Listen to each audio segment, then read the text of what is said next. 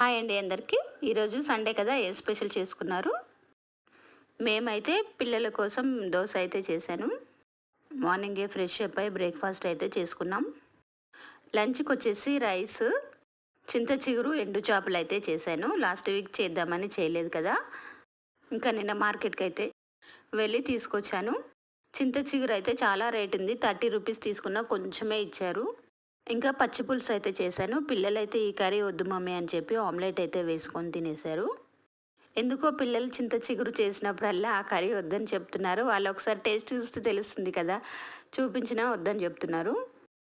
మా అమ్మ అయితే భలే చేస్తుండేది ఈ కర్రీ. అప్పటి నుంచి నాకైతే ఇష్టమైపోయింది. చింత చిగురు వచ్చినప్పుడల్లా ఎండు చేపలు వేసి చేస్తుంటాను. లంచ్ చేసిన తర్వాత అయితే ఇంకేంటి మా పని ఐస్ క్రీమ్ తినడమే కదా.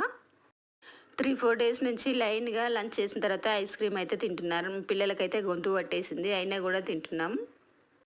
ఈవినింగ్ టైంకి వచ్చేసి పిల్లలు అయితే చపాతీ నూడిల్స్ అయితే చేసుకొని తినేశారు. ఐస్ క్రీమ్ తిన్న తర్వాత అయితే మేమేం చేశానంటే మా బుడ్డోడితో ఒక కామెడీ వీడియో చేసాము. దానికే 1 అవర్ పైగా పట్టింది. అతనికి 2 ఐస్ క్రీమ్లు ఇచ్చి బుజ్జగించి మరీ చేపించాము.